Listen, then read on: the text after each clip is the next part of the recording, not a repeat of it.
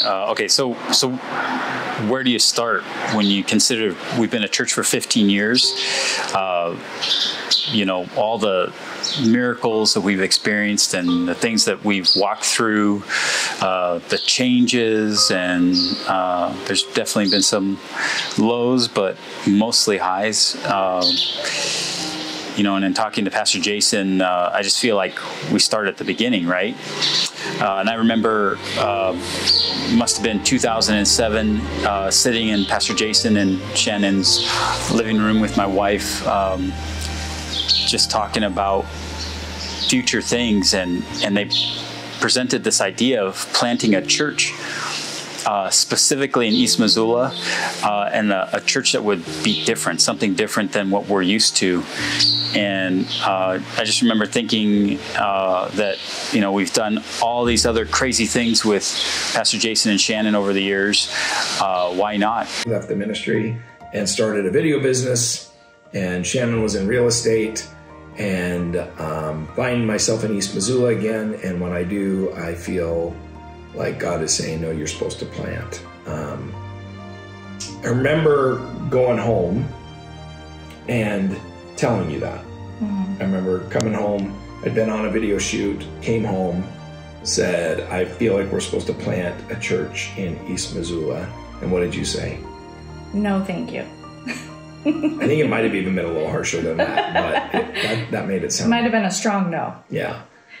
But I did know that you were at that place in your life where you were like, okay, God, I'm not going to convince her. Like, you're going to have to tell her. Yeah. So you just determined that you were going to pray about it, and then I would need to let the Lord convince me or tell me. Mm-hmm. And it really only took about 30 days. And I knew that the Lord was like, Shannon, you're going to plant a church in East Missoula. Which the reality is 30 days to convince her is actually pretty fast, in my experience. I was very obedient. So then at that same time, Bob Suthers, who had been on our youth staff for years, had moved away. He was in Drummond, actually youth pastoring in Butte. He calls me and says, let's grab lunch. We grab lunch. He tells me they're coming back to Missoula. And so I tell him that we feel led to plant a church. And so he said, well, let's go look for some places. So that was the beginning of the journey, right? So I remember one of the very first miracles that happened with River Life. It was so cool. Pastor Jay and I went out, and we started out in downtown Missoula looking at properties, just potential properties, no realtor, anything like that. I remember an old tire shop, and we just kind of worked our way going towards East Missoula, where would God have us meet? And I think at one time we looked at like an old abandoned Catholic church, and we looked at the community hall and other buildings, as we're going through East Missoula. We head over to Mount Jumbo School, and we get there. It's a Friday afternoon. Which I actually didn't even know existed. And we kind of walked around it and the grounds and thought it was, pretty cool. And of course, Pastor Jason and I, we just start just talking about the possibilities of this facility and what it could be and whatever. And there was no one there. It seemed like it was kind of an abandoned school. And I remember we pulled on a few doors, and we got to the front, and we pulled on one door, and it opened right up. So we thought, well, someone must be here. And so we go in, and we're looking around, and we're starting to dream about, man, there's some really good space here. I bet we can make this work. And in the middle of that, this lady kind of comes busting in the door, and she goes, can I help you? And I was like, yeah, we are... we feel like we're supposed to plant a church out here in East Missoula, and we just thought we'd come and check and see if there's any space available here at the school. And I really basically laid out to her the heart of what River of Life was going to be. I said, we really want to come and we want to meet needs in our community. And I said, not just talk about the love of God, but actually show the love of God. And so she begins to tell us, hey, there's all kinds of bad stuff out here in East Missoula. So she says, do you know who we are? And I said, I don't know anything about Walla Walla School of Social Work, which was the group that was renting the building at the time. And she said, well, we're Seventh-day Adventists. And I was like, oh, okay. And in that moment, I thought, oh, she's going to shut us down because we're not Seventh-day Adventists. And she said, well, let's take a walk through the school. So we walk through the school and she shows us different rooms. And she starts talking like we are going to rent from them. This is it. This room would be good for your main services. Here's a room you could use for kids' church. Here's a storage room that you could use. And all of it was great, except that we had no financial backing whatsoever. So all I could think is this can be too expensive. And when we get done talking with her, she says, I said, how much? That's great, but how much? And she said, well, we actually have it in our charter that we can't make money off of other entities. So we would just charge you whatever we think it would cost us. So for electricity and janitorial and supplies. And she said, how about like $200 a month? Which was just unheard of. And, that's where we started. We started in this, it was like a 2-room, divided classroom. And in that moment, she said, how did you get in here? And I said, well, we came in through that door right there. And so she walks over to it and she pushes on it and it's locked. And so I said, well, that wasn't locked. And she said, oh, it is locked. And we actually have an alarm that's set. She said, and we're Seventh-day Adventists, so we're closed on Fridays at noon. And she said, I went to go get my haircut in town. And she said, and my appointment got canceled. And I was driving and I was supposed to go home. And I got to thinking about something and forgot and just drove naturally back out to work. She said, right before I turned around, I saw your car in the parking lot. And I came to see if you had gotten into the building somehow. And here you are.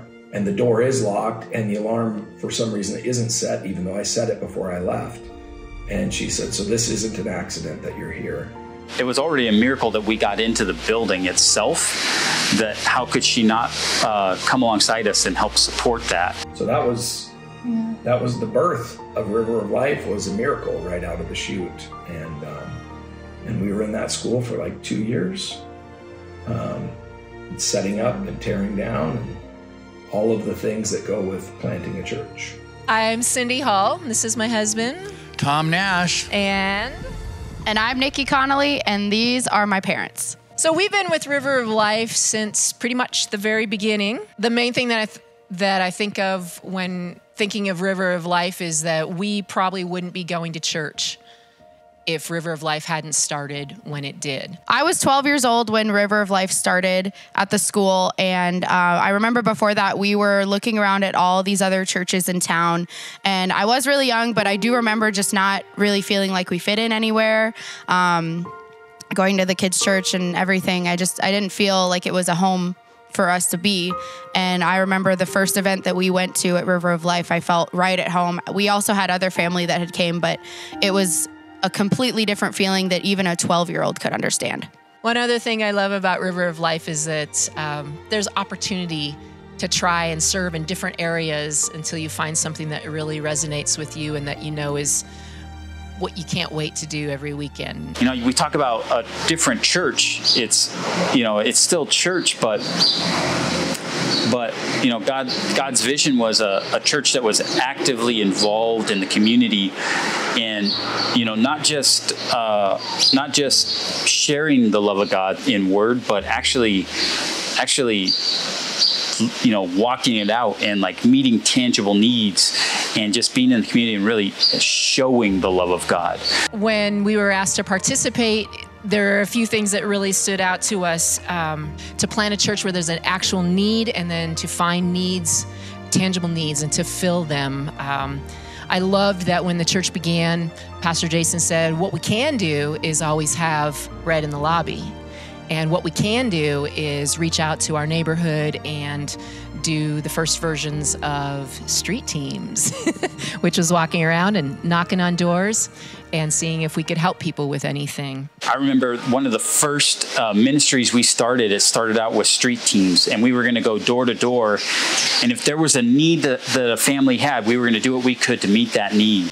This was just one miracle. We went to this church and we asked the pastor about this old FedEx truck that they had sitting in a field, and they were telling us they couldn't even get started. So if we could get it started, we could talk about maybe buying the truck off of them. She started up, and that was like the the main tool of our first ministry that we called street teams. Just this crazy idea of going out into our community, knocking on a door, like going out and finding a house and saying, we could probably help these people.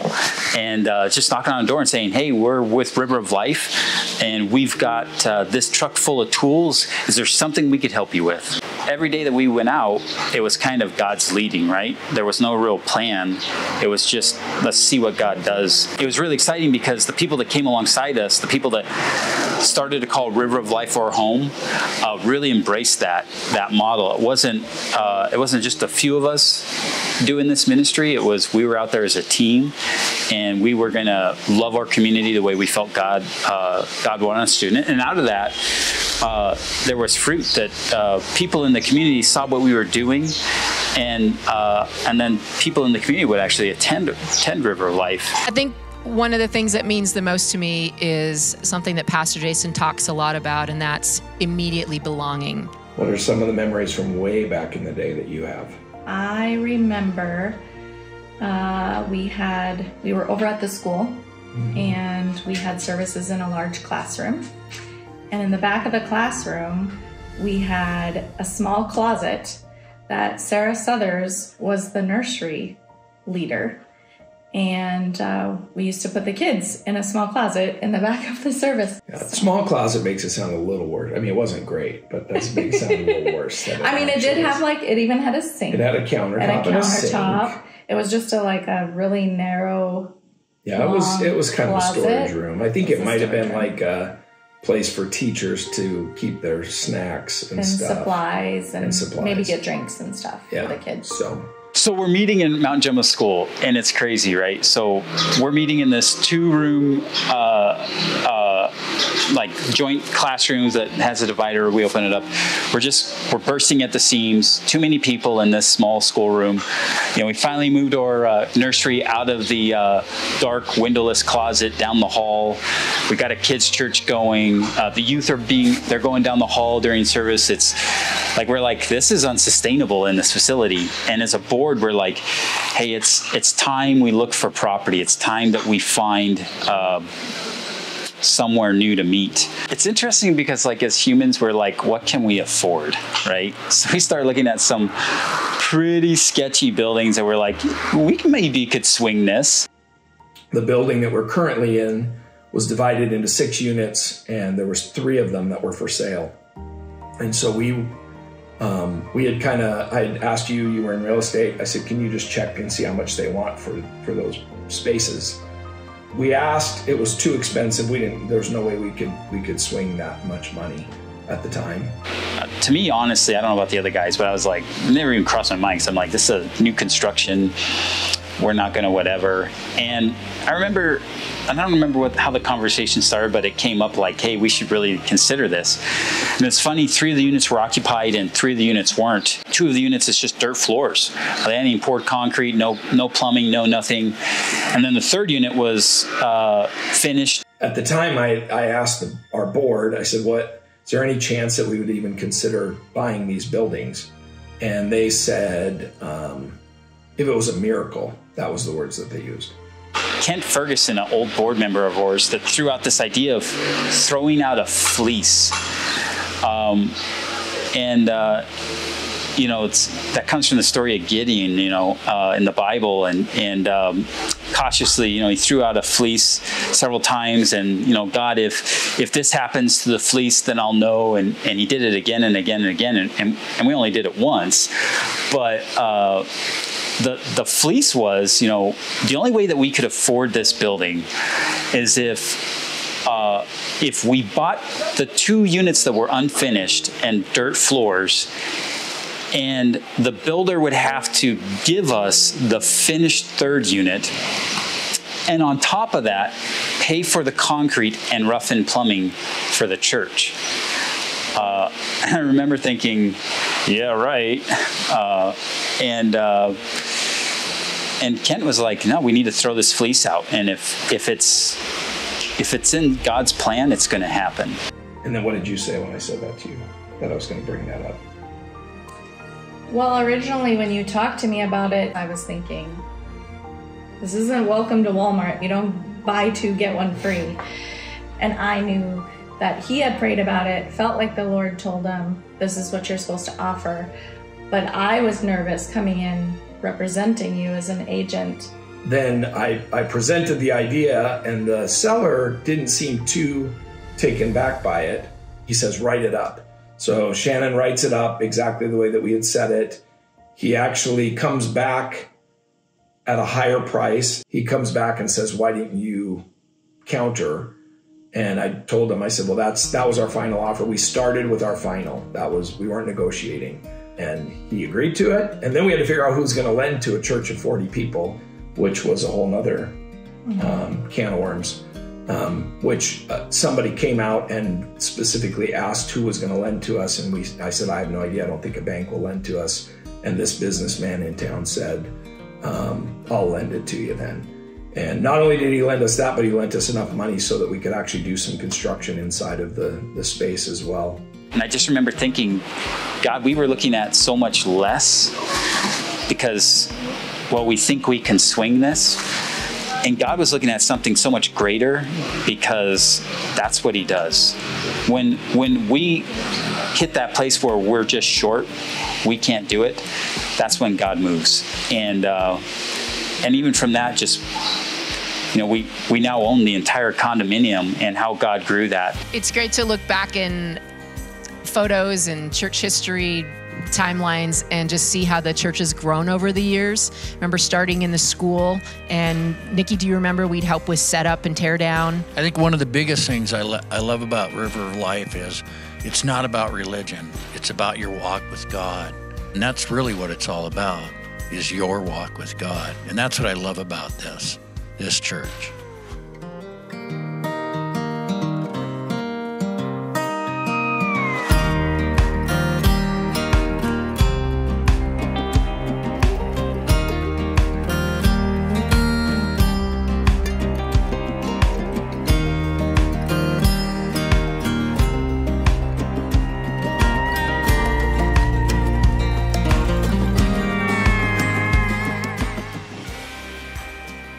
I think the main thing is that our family history would be different if River of Life hadn't started when it did. So it's really exciting to see what God is doing, and in East Missoula, in Montana, the North Slope of Alaska, and Wyoming, and now here in Malawi. So what's next? God only knows. That saying, God only knows. God only knows, but we're going to be faithful and walk it out.